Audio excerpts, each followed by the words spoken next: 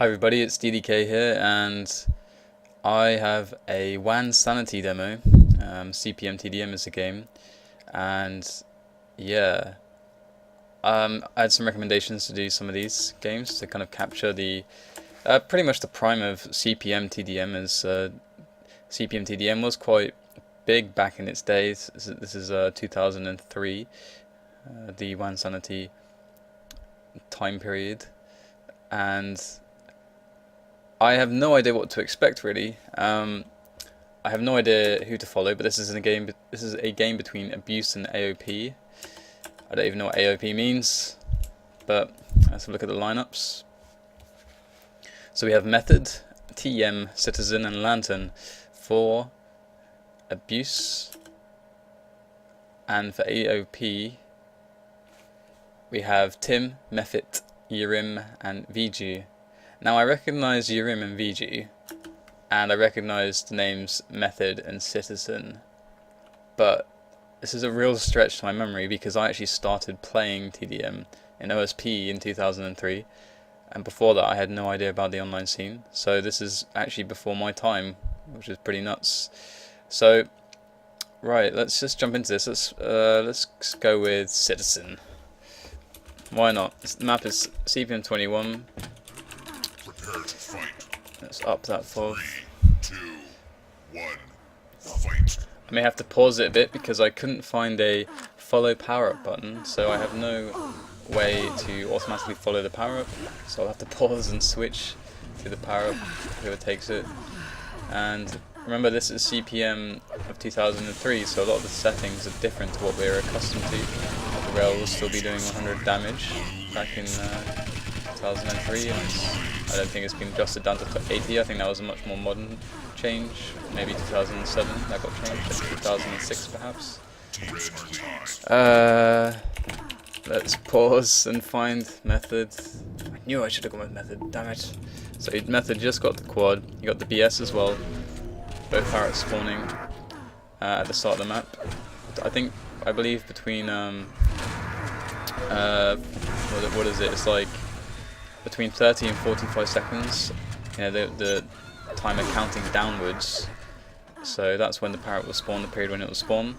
Of course, it's different in OSP and it's different in, you know, Quick Live TDM, where it's 30 to the minute is the time the parrot will spawn.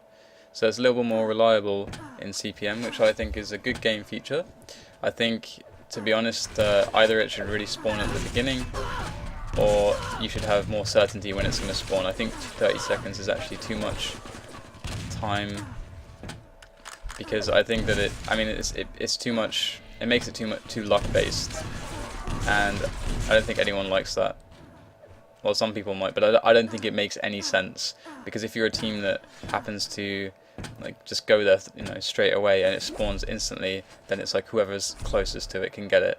Or if it spawns really late and one team try to set up for it early, like with the good team play and coordination, they actually get punished because the team which stayed around for the second spawns of armors and health and such like get that stuff and then go, oh, quad hasn't spawned yet, so I'll go there now, and then quad spawns for them and they get a better engagement with more stack to work with and stuff like that. So I think you definitely need more consistency in the start of the power up when it will spawn, and I just spent 2 minutes talking about that.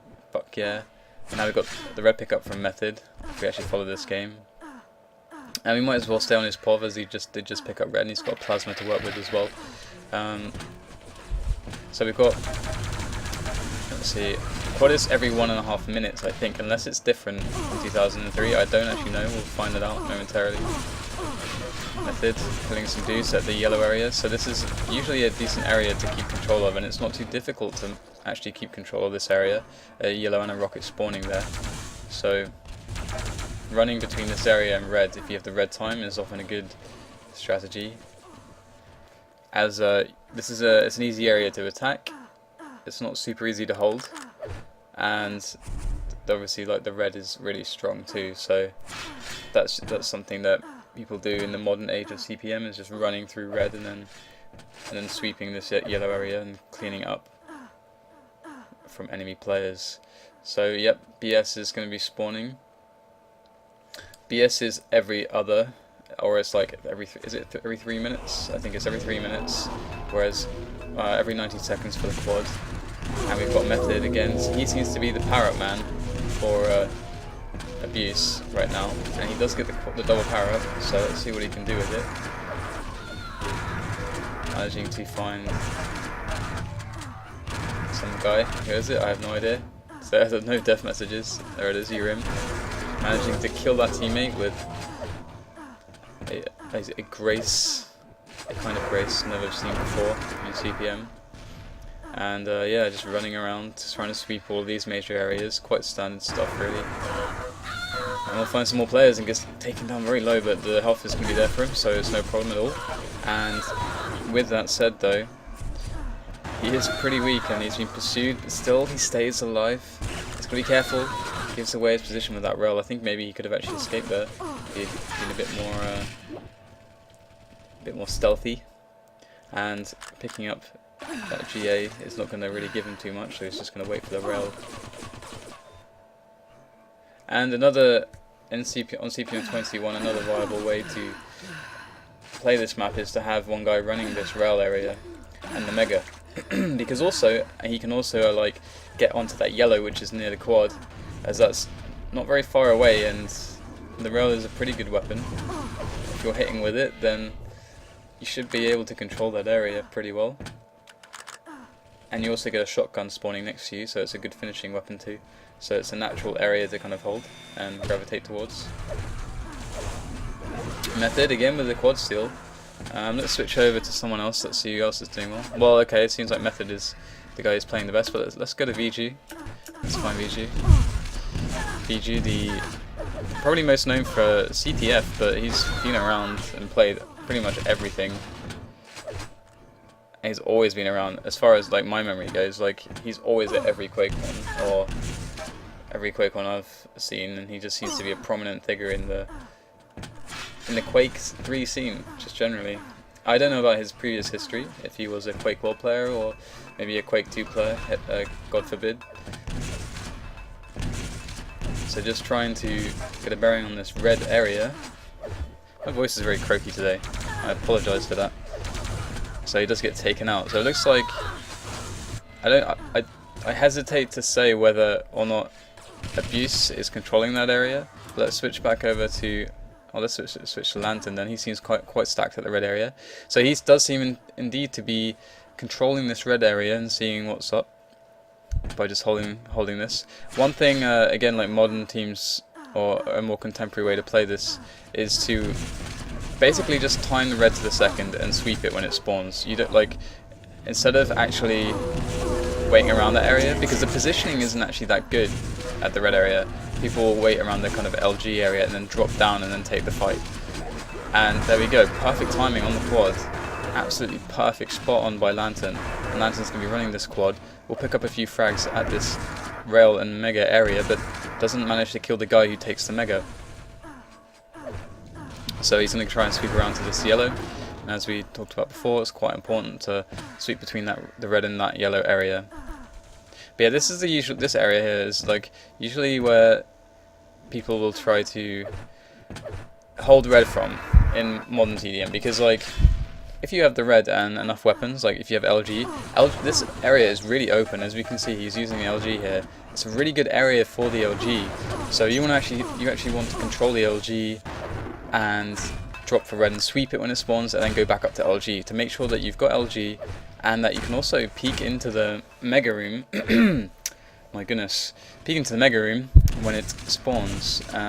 You can go and drop down for it, rocket jump back up, get your position back. There's a lot more options, but if you're just sitting at the red area and holding red that way, you have less options to work with.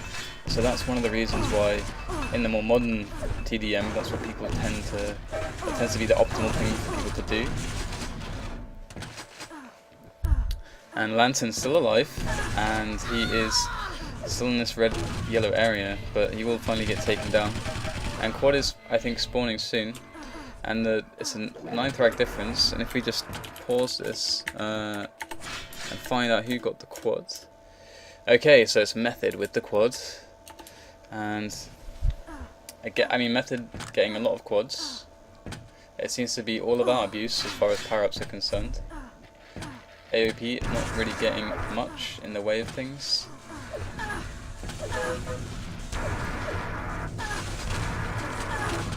So he's making a few kills, working his way towards this LG area. And this LG area is super important, as previously discussed, and he will just jump down and die. That's a good transition with the quad. Jump down and die! That is what I like to do. So, spawning around that mega area, not able to get much. It seems to be controlled by AOP right now, and he tries for the little trap with the pummel, but not successful, but he does get away, so that's a positive result. And the score is still very close, only 12 frags in this. And if we switch to someone else, Lantern has a red and a plasma, and it looks like he's coming around the back to BS to this yellow area. He does find a play, he does gets a great, he's a great grenade, and he attacks through the high area to this BS and doesn't manage to actually do a huge amount, but we can see how strongly AOTP, oh my god, AOP was holding this. And Mephit does actually manage to pick up the battle suit, and he's going to get a frag on TM, and he's going to find another player at this opening there, and AOP managing to finally get a battle suit. And if he can kill this quad, that's going to be a brilliant result. It's going to be exactly what they need. He now needs to secure red and get red control back for his team. If he can get his team on reds, then they have a great opportunity to actually come back in this, and using the rocket jump script he manages to take out both players at the red area, freeing it up for his teammate, and now he's going to be running over to the mega area and to try and contest this yellow. But he is pretty low, he's got to be careful, he doesn't want to get too overzealous right now, and he could even have waited at red for the red, really. I mean, I would have liked that. I mean, there's no need to go too crazy, you can always just top up on armor, especially if you've got a lot of weapons. I haven't seen any weapon dropping yet, so I imagine that weapon dropping, I'm on form today, ladies and gentlemen. I imagine weapon dropping isn't yet implemented in this version of CPM, so that means that if you have a lot of weapons, you're a priority above teammates for armor. And so I would have liked him to take the red and then move over to the mega, the LG area. I would have liked that, but not the case. So let's switch back over to someone else who's got something. We're on TM now of Abuse, and we've got the quad not too far away, and TM trying to control this top area with his team, and it looks like he's going to get it. I tried to bind the pause, but it didn't seem to work. Our quad instantly taken out by this guy with the rail. Let's follow the railer. Where is he? Funnily enough, I was actually on the railer to begin with. So there we go. It's Mephit. And it's a 13 frag scoreline, so I mean, AOP were letting things get away from them, but with the last quad that they managed to get, they managed to like bring stuff back a little bit. But Abuse, it would suggest so far that Abuse are only going to make good things happen by like the power up being taken out there.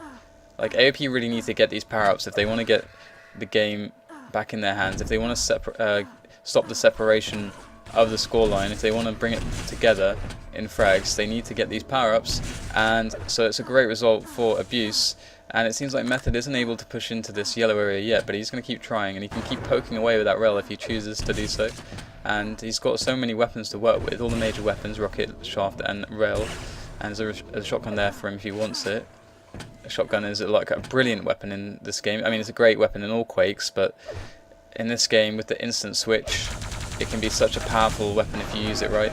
And here he finds a player, and he gets assaulted 3-on-1 all at once. So good team play from AOP there. And if we switch over to one of the AOP players, Tim, we can see him helping to hold this BS area away from AOP Abuse even. And there comes the BS. Let's pause this and switch over to the BS player. Here's the BS, there we go. We've got Mephit with the BS, and Mephit is going to be going for this quad, and he's pretty weak, and so he's going to grab that health first, and there we go. It seems like Abuse realised that quad was not, it was inevitable that quad would go to the BS player, so they didn't really want to sacrificed too many players and only one went for the steal, and again was not lucky though. So with Mephit here, he's going to be going into this yellow, trying to find players, it's BS area first, and he finds one. He's got to be careful, doesn't want to push himself off into the void with that rocket, so smartly not doing a quad rocket straight to the face of that player. And does eventually die. I don't actually know how the BS works, because it seems like he's taking damage from splash, so not too certain how BS is working. BS is definitely working very differently in the modern versions of CPM, so not sure about that one. But if we switch over to TM here, he's got a rail, he's got a shotgun, he's been running these upper areas with this rail, so this is always a nice spot for the rail. You've always got a lot of angles to work with. One of the cool things about this map is that all the weapons have pretty dominant areas. Like, there are some great spots for the rail, some great spots, but there are also some great spots for the shaft and the rocket, and as it's CPM, you can always combine all three with the instant weapon switch, and we can see him making use of these long range situations and the angles, but not really connecting too well. We've got quad spawning. Let's see who got that quad. It was yrim. Looks like he might die momentarily, and there it is. Okay, swapping over to Mephit now, who picks up a shaft, is running this shaft area it seems, and moving his way over to the quad and yellow area with that red armor and shaft, so he's looking in strong shape, although he's running around with his LG out, not something you ever need to do in CPM with the instant weapon switch. Remember that if you run around with LG out, players will be able to hear you, and it kind of like makes a waste of the fact that you have silent running in CPM, so if you want to get like a sneak attack on with just a silent run, holding that LG whilst you're doing it isn't the way to go about it. And Mephit does survive, but he's out of ammo for most of his weapons apart from shotgun, so not going to be doing too much. Let's have a look at TM picking up that railgun with 5 minutes left. It's a 6 frag difference, and TM is in a position to make all that change, and he gets stuck in that little crevice and gets pummeled a couple times.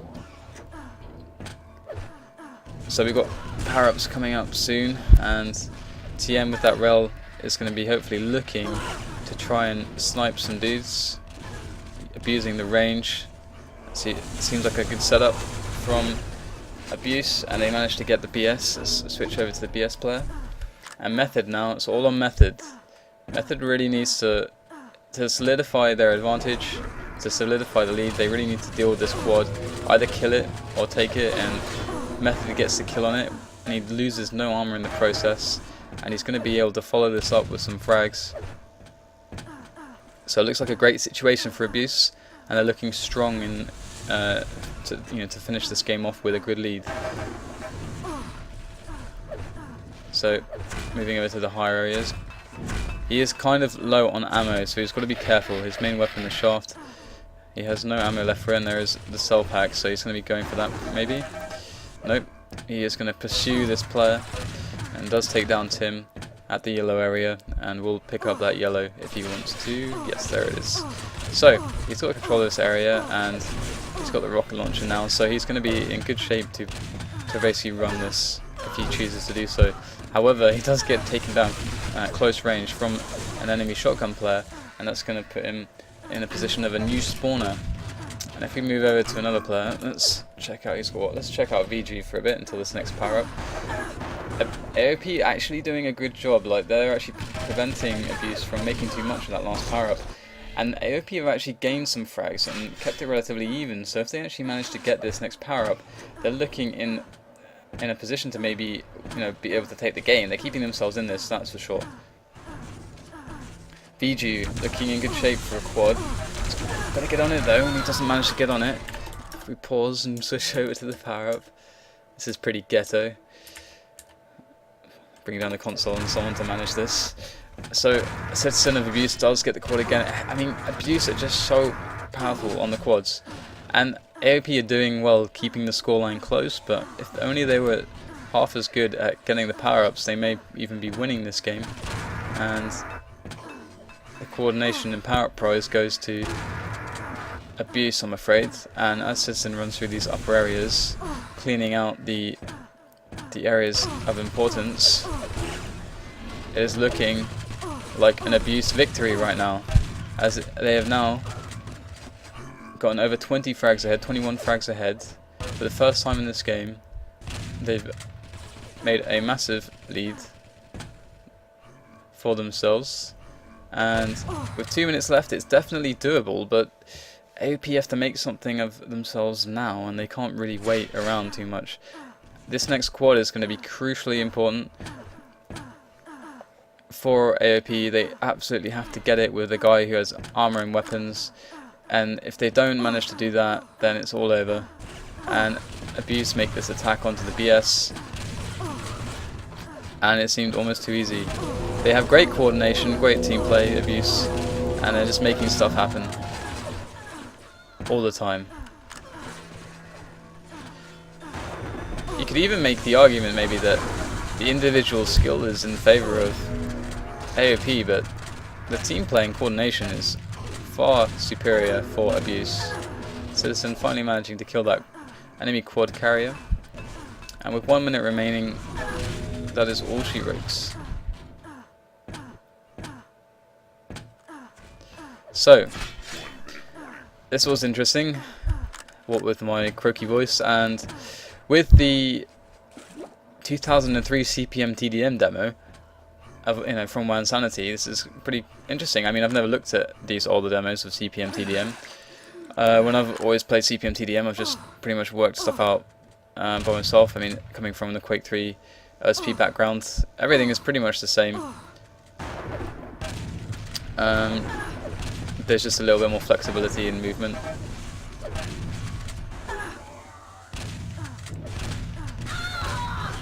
CPM 21 is definitely one of my favourite CPM TDM maps, and it definitely has a lot of I've seen a lot of good games on this map.